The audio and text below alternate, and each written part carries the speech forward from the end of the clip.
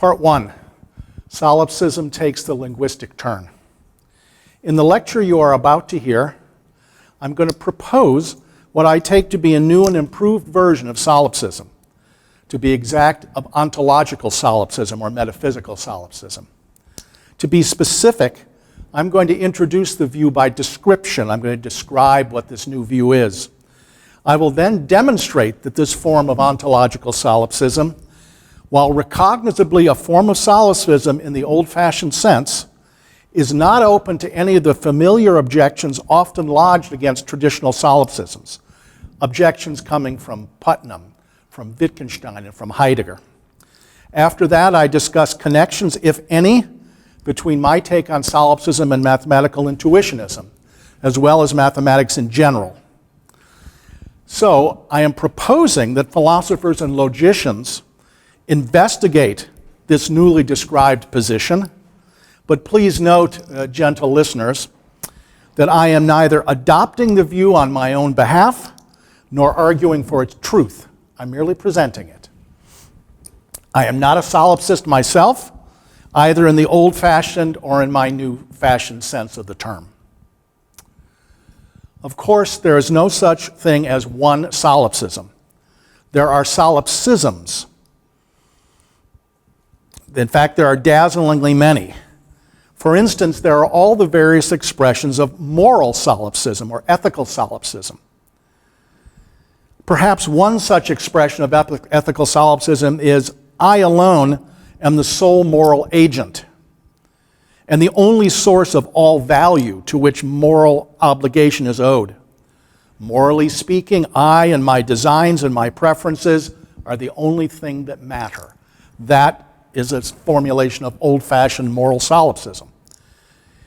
In recent years, in the United States, whenever I climb into an automobile, whenever I take my life that way into my own hands, and I start driving, I realize how widespread and deeply entrenched this kind of moral solipsism actually is. Every American driver seems to enact his or her own version of American moral driving solipsism. In this case, there is one solipsism for each moral subject, unless you are a moral solipsist yourself, of course. In addition to those many obvious versions of moral solipsism, there are varied expressions of epistemological solipsism, at least one for each potential knower. And there are lots of others. I won't try ringing all the changes. As I said today, I will limit my remarks to expressions of a narrowly ontological solipsism, leaving all these epistemological, moral, perhaps even conative solipsisms for other occasions. Now, to be perfectly honest, I find that many of the formulations of ontological solipsism in the literature are flawed, sometimes profoundly so. I'm simply going to mention some of them. Here's one, formulation of metaphysical solipsism of a traditional sort. Quote, the mind knows nothing other than itself. The outside world exists only in the mind of the observer. End quote. That's one formulation of solipsism from the literature. This cannot be solipsism, I point out. If phrases such as the mind and the observer imply that there's exactly one mind and exactly one observer, then this view would have been true of God before the world was created. However, no believer wishes to conceive of God at any time as either a solipsist or as making solipsism true. Second, the phrase, the outside world exists only in the mind of the observer, is an obvious oxymoron, a contradiction in terms, even provided that I know what the strange phrase outside world is supposed to mean. If the outside world exists solely in the mind of some observer, it can't be a genuine outside world at all. Here are two further faulty formulations. In case I haven't made the point already, here's another one. This comes from a very famous dictionary of philosophy. It was written by German philosopher Rudolf Eisler, Dictionary of Philosophical Concepts, published in 1904. Here's his version of solipsism. The proprietary I is the only existent. Nothing outside of the consciousness of that proprietary I exists, including other consciousnesses. And here's a second one by the same author. It has the advantage of being concise. Attempt to formulate metaphysical solipsism, quote, only I exist, end quote. Now again, I shall assume that such expressions of the proprietary I make sense and mean something coherent to someone, if not to me. Both these statements, however, would certainly be true accidentally in the moment following a complete cosmic holocaust in which all matter and all minds other than my own get pulverized, and for an instant, I am the sole thinking being. In that scenario, I'd be close to brain dead, but for instance, a slight flicker of my consciousness persists. I believe we would all agree that no such possible circumstance is one in which solipsism would be true, right? In which the entire world comes to an end except for me. We certainly wanted to say that therefore solipsism is now true. Similar objections shoots down one of Bertrand Russell's preliminary formulations of ontological solipsism. Here is Russell's formulation. That's the last formulation I'm going to discuss before I move on. Russell wrote, if solipsism were true, it is the assertion that I, Bertrand Russell, alone exist. Now this statement, that's the end of Russell. This statement straightforwardly implies, now that Russell is long dead, that solipsism has to be false unnecessarily. Right? It says, if solipsism were true, then I, Bertrand Russell, alone exist. Well, since Bertrand Russell no longer exists, solipsism then is necessarily false and will be false for all future eternity. This seems to me a totally unfair handicap to any poor solipsist struggling to promote his or her viewpoint. To be honest, I find that I do not possess much of a firm grip on such odd expressions, they litter the philosophical terrain around solipsism, as the proprietary I, the metaphysical subject, the external world, pure appearances. I don't know what any of these expressions actually mean. In place of all those expressions, I'm putting forward a version of ontological solipsism which assumes only one thing. It assumes only the uncontentious and familiar notion of my own idiolect, that is, the language that I myself speak and understand. Whether that's a public language or a private language doesn't matter. In that language, of course, there are certain intentional contexts. They are formed with the operator, it appears to me that. I wrote the operator up on top of the blackboard. A of P will stand for, it appears to me that P. It is really no further assumption, since we're calling the idiolect a language, to assume that there is a logic or logics, that is a relation or relations of reasoning, both extensional and intentional, defined and operating over that language, my idiolect. With these limited means, and without any metaphysical baggage that has been weighted in the Cartesian lost and found for all these centuries, I put forward a brand of ontological solipsism in strictly linguistic terms. Here we go. Here's my best effort at stating that linguistic view. First, what exists is what appears to me to exist. In logical terms, this implies that any name A, this is the second line, little a exists. Any name A that takes wide scope in all contexts of the form, it appears to me that A denotes, provided that I take, it appears to me that A to be true. To take wide scope is to allow existential quantification from the outside. In other words, if I can infer from, it appears to me that A is red, to there exists something such that it is red, then we say that the name A takes wide scope. All names that take wide scope with respect to these contexts, I shall say that they exist. Second, individuating those existence is the sole prerogative of my proper appearances. What a single item is, where it begins and where it leaves off, both spatially and in time, is what I count to be in appearance that single item. In more precise terms, this is the third line, the sole principle of individuation lies within the it appears to me that attributions, or existence A and B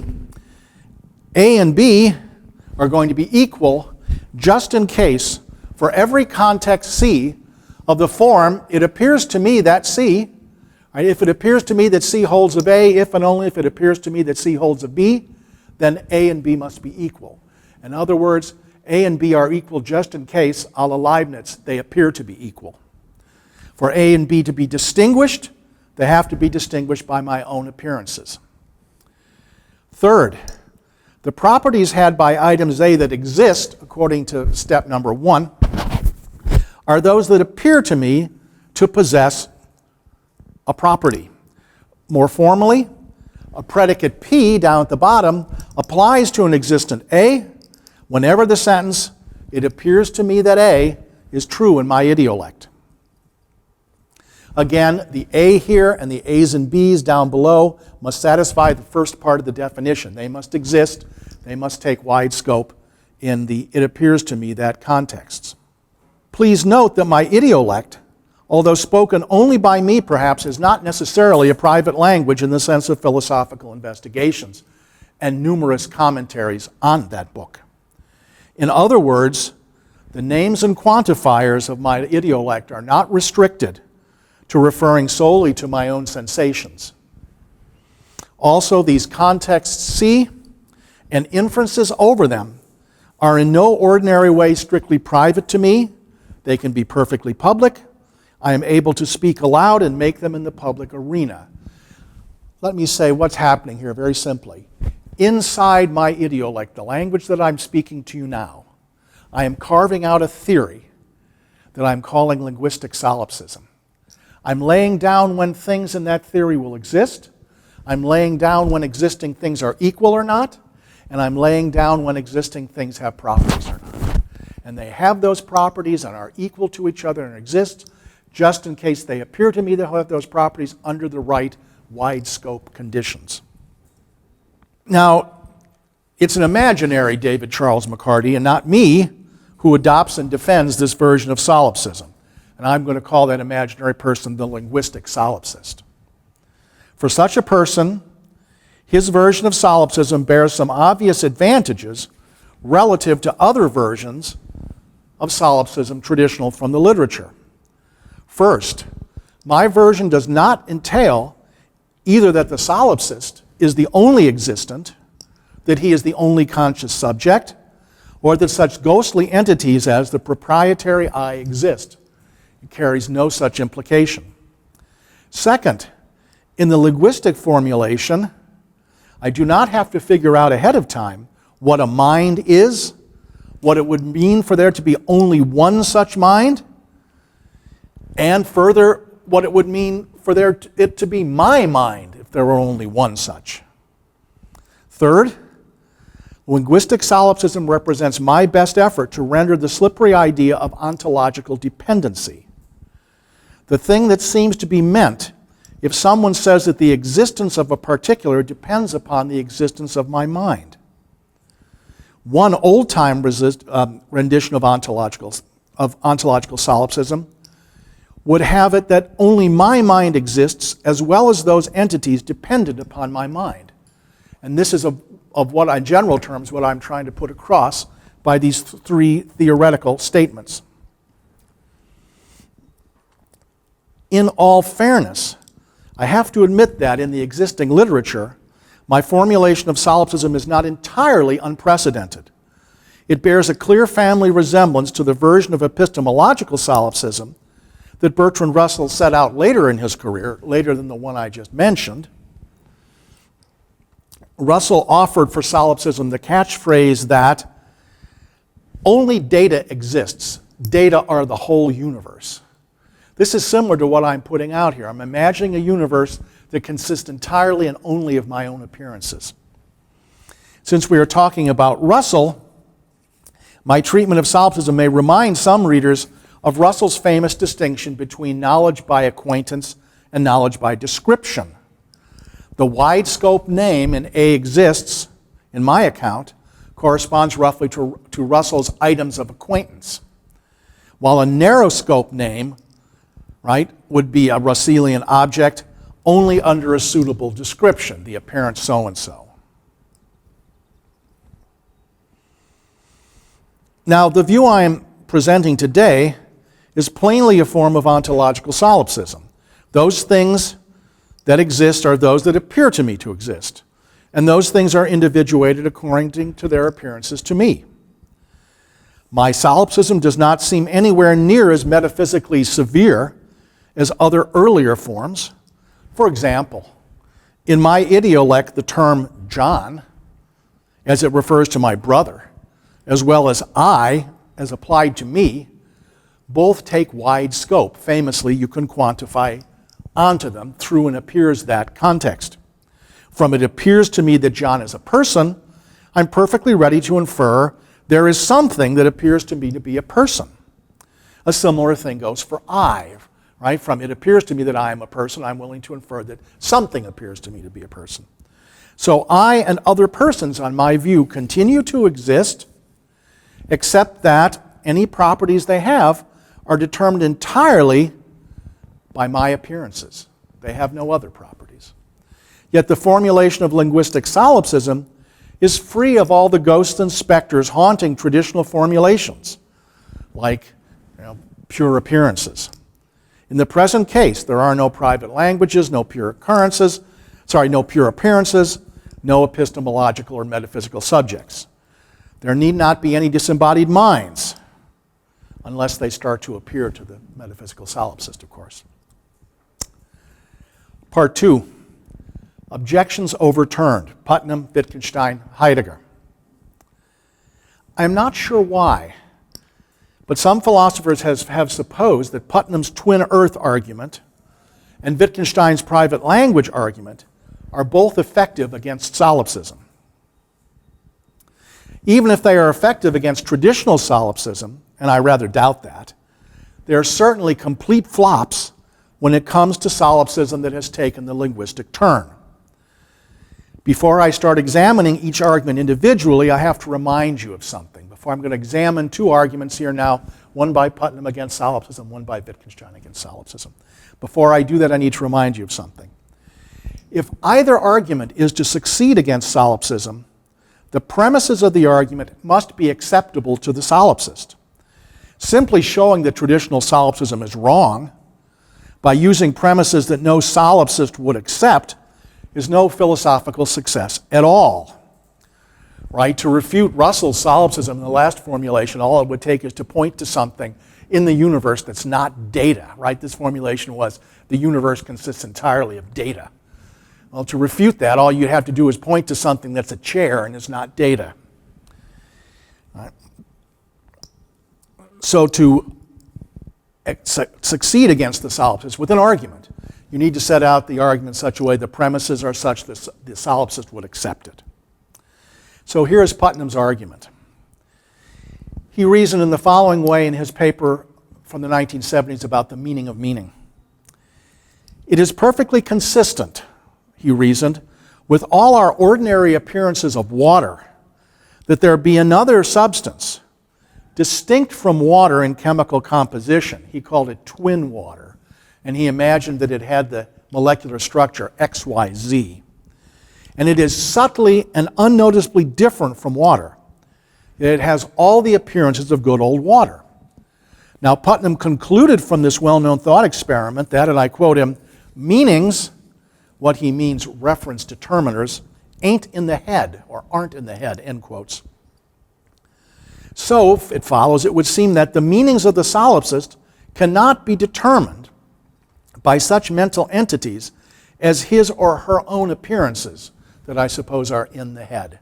The argument being that the solipsist has to give up any kind of language and reference altogether because something extra mental is required for that language to have meaning. Thus Putnam.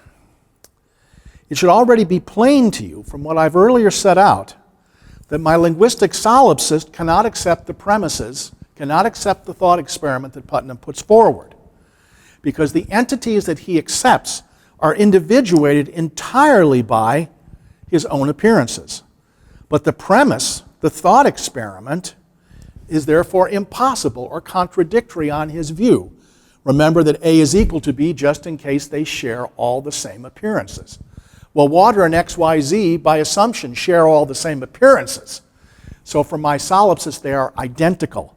There's no such thing as imagining water and XYZ to be distinct.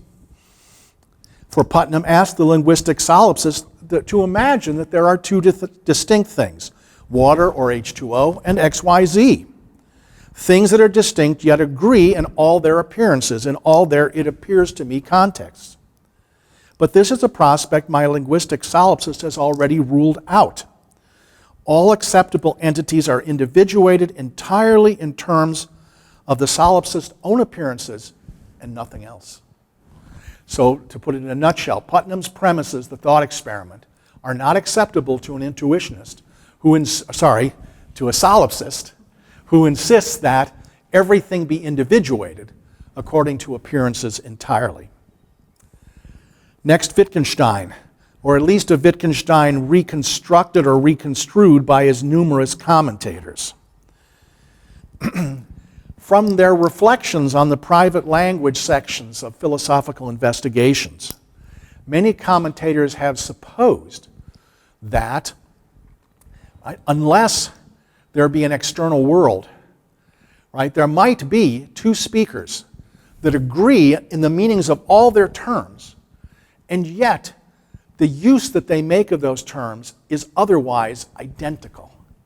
Two speakers whose use of words is identical, and yet the meanings of those words used by the two different speakers are different. This is a possibility, that Wittgenstein, claims rules out solipsism. If solipsism is true, the argument is, if there were a private language, the private language user and some non-private language user could agree completely in their use of a term without ever figuring this out. Because, the reasoning goes, the uses of these terms have to be rule-governed. And the rule-governedness requires that these uses of the terms are open to a check, an external check imposed upon the speaker's usage. However, Wittgenstein claims, or his commentators claim for him, those checks and corrections can be supplied only by other users of the language, someone who is outside the private language and speaking it in the external world. Therefore, they conclude there can be no solipsistic language because it would not be rule-governed and it would not be open to check. So that the solipsistic speaker and another speaker might share exactly the same usage and yet be referring to completely different things. Notice, however, that again, because of item 2 here, the premises of the argument are not acceptable to the solipsist.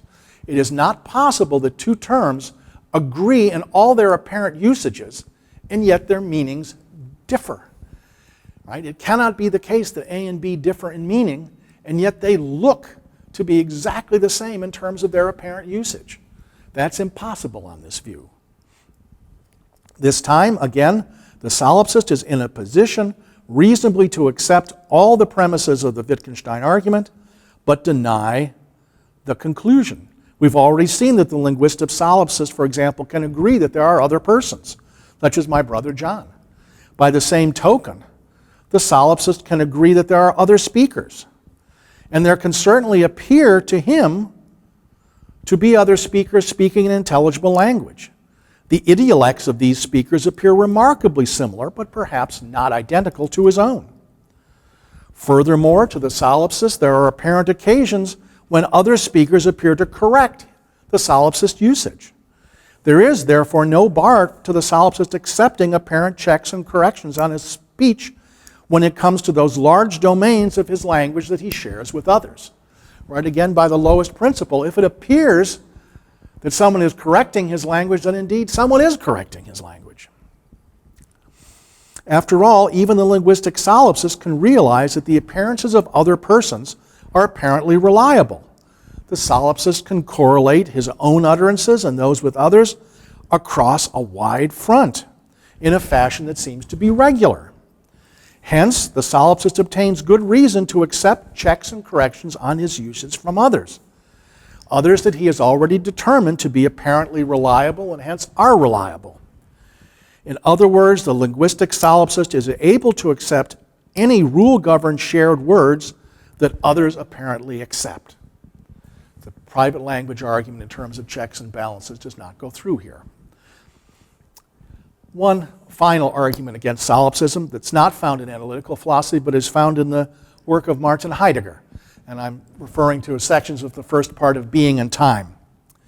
The linguistic solipsist, as I have characterized him, is also perfectly able to reply to one of Heidegger's objections to solipsism, one that shows up, at least implicitly, in Heidegger's magnum opus, Sein und Zeit, in the sections on Sorge, care. I think the objection can be put very sharply. Heidegger says the phenomenal world that I inhabit is one that I care about deeply. In fact, my care may account for a large part of what makes that phenomenal world my world, because I care about it. I am the one who cares very much about it.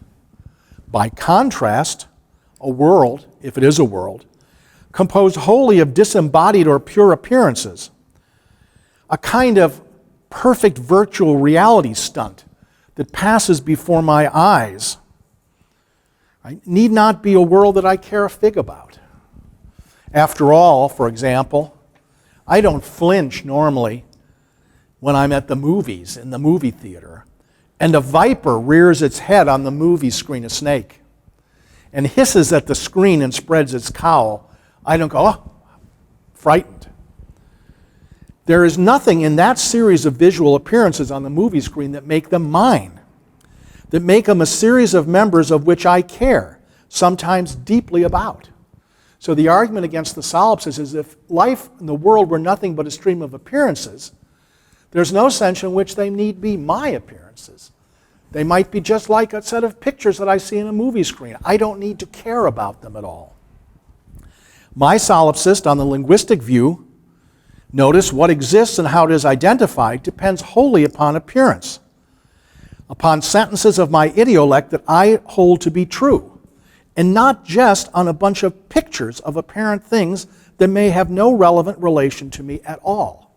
Right? So on this picture, on this view of solipsism, it's not so much pictures or data that constitute the world, it's my sentences that constitute that world, sentences that I utter. I can and do care deeply about which apparent sentences of my idiolect, sentences such as, it appears to me that McCarty is still alive and unharmed, continue to be true. I care a lot about that sentence. And so it appears to me. The stuff of linguistic solipsism is stuff that I can and do care about deeply. Which sentences of my idiolect are true. And it's my world as it appears to me. I appear to care about it and about myself. Part 3, linguistic solipsism and mathematics. Now right now, folks, I'm going to turn from a general philosophical and logical examination of linguistic solipsism to the treatment of a special matter, the permanent intellectual connection, if any, between solipsism and mathematics in general, and between solipsism and mathematical intuitionism in the spirit and style of the Dutch mathematician L.E.J. Brouwer. Since those heady days of the Grundlagenstreit, the 1920s, when Brouwer announced himself and earlier to be a solipsist, philosophers of mathematics have sometimes supposed that solipsism is a kind of foundation, or at least a natural and comfortable companion to mathematical intuitionism. I'm not exactly sure, again, what the words foundation mean here. However, I can state with authority that linguistic solipsism, as set out here, does not seem to require mathematical intuitionism.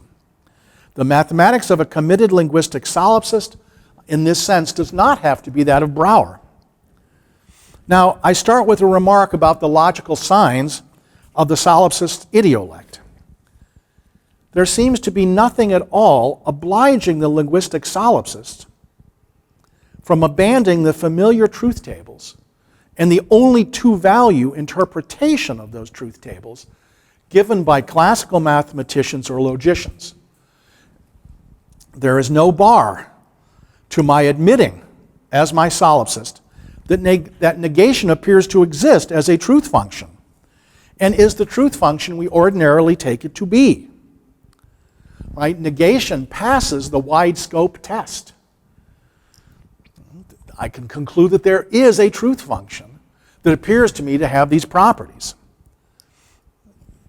The solipsist can think it true that negation appears to him a truth function satisfying its ordinary truth table.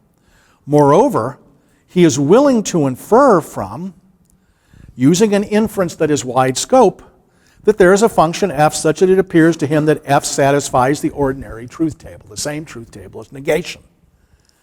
Next, the solipsist can prove that negation as a truth function is completely individuated. Its identity is entirely determined by the appearances to him captured and codified by the truth table. In other words, the solipsist can prove that there is only one negation. There is no other negation. In toto, then, the negation of the solipsist must be good old classical negation.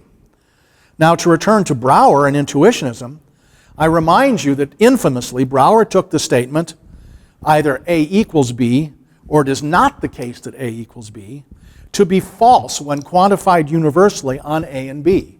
He held it to be false that for all A and B, either A equals B, or it's not the case that A equals B.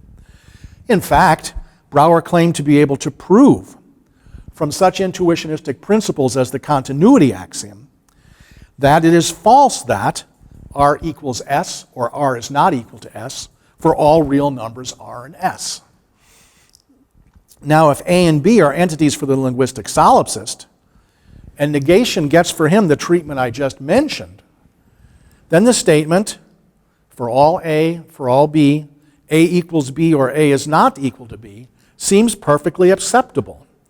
It is either the case that A and B share every one of my appearances involving A or B, or there's at least one appearance of A that does not apply to B, or conversely. I'm referring to principle number 2 there. Right? If A equals B, they share all appearances, or they have an appearance that they do not share. Here, it may help to recall that my linguistic solipsist is able to reason, and that he does not need to be a verificationist. There is no requirement on solipsism here, as I described it, that if a sentence is true, then the solipsist knows it to be true, or even that it appears to him to be true. Right? I'm not required to think of the context, it appears that, as a truth predicate of some kind. There's no such requirement. Hence, the law of the excluded third seems to be valid solipsistically, at least when it's instantiated with simple identity statements. Wait a minute, I say to myself. It might seem after a casual glance that linguistic solipsism yet is in deep mathematical trouble. How is the linguistic solipsist to maintain that there are an infinite number of natural numbers? It would seem, it appears, that for him to maintain that there appear to be an infinite number of natural numbers, it is obligatory for him to have at his disposal in his idiolect an actually infinite number of distinguishable names that he treats as having wide scope. According to the first principle, those things that exist are marked by those names that, in these appearance contexts, take wide scope. So someone might ask me, right, how could your solipsist accept infinite domains at all? Right, apart from having an infinite number of names taking wide scope in his language already. For example, if I'm the linguistic solipsist and have to accept Euclid's theorem that the collection of prime numbers is infinite, then it would seem that I have to have an actually infinite collection of prime number names, each of which individually appears to me denote a prime number. Is that the case? The answer is no. I do not need to suppose that the idiolect actually has an infinite number of distinct names, each of which I'm aware denotes a prime number or a natural number. But you need to remember that the idiolect is a natural language and not a formal language. For example, it can appear to me that there are less than 12 assailants lunging at me in a dark alleyway. Imagine I'm in America again, not here, and I'm in a dark alleyway at night, and some people lunge at me from out of the darkness. It can appear to me that there are less than 12 of them, right? Without it appearing to me, given any particular number between 1 and 12, call it n, that it appears to me that n is the very number of my assailants. Right? It appears to me that I have less than 12 assailants in the dark, but I don't know what number it actually is. Still, in that same threatening situation, since my idiolect is a natural language, I can always add to my idiolect new names. That's a great feature of natural languages. When it comes to naming numbers, I am not restricted in that task to the standard or conventional numerals. Just as professional mathematicians do, I can always create new and original names for numbers. For instance, in the present dark alley case, I can let m be a name for the precise number of my apparent assailants, whatever it is. That would not this time be a wide scope name, but a narrow scope name, but it illustrates the principle. By the same token, my linguistic solipsist can accept the proof that there are an infinite number of prime numbers, since it shows me that if m is a name for a prime number, then m factorial plus 1 must be a name for a new prime number, this is what the proof shows, strictly larger than the original prime number m, and hence that there are infinitely many prime numbers. For the solipsist to realize such a calculation, all that is needed is a potentially, rather than actually infinite collection of number names in my idiolect.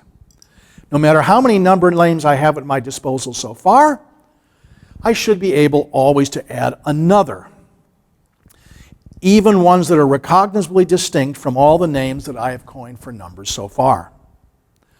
Besides, it's perfectly natural to suppose, contra Chomsky, that the extent of my living idiolect is neither finite nor actually limited. Neither finite nor actually infinite. Neither finite nor actually infinite, but potentially infinite. I can thereby accept the infinity of prime numbers, or that of natural numbers, without having all at once an actual infinity of wide-scope names in my idiolect. This, I take it, is the property of almost any natural language. To conclude, what have I put across here? First, I've set out a three-part formulation of what I call linguistic solipsism. Those things that exist are those things presented to me in appearance context by wide-scope names of my idiolect. When are two things identical? When they share all the same appearance contexts. When are they true? When they are true in an appearance context. This kind of solipsism does capture the idea that, in some sense, everything is data or everything is my appearance. But it responds to standard objections like the twin earth argument of Putnam, Wittgenstein's private language argument, on the grounds that both Wittgenstein and Putnam want to imagine items that are distinct but are not distinguished by any appearances of mine. And I can overturn Heidegger's Zorgen argument because what gives the linguistic argument its thrust, the linguistic position its thrust, is the language that I speak, a language that I care about desperately. As far as mathematics is concerned, maybe the bad news is that I don't seem to be obliged as a solipsist to be an intuitionist. Sorry about that. I'm trying to be nice, I really am. Right? However, it is possible for the solipsist to support serious talk of infinite collections. That's it. Thank you very much for your kind attention. Dziękuję.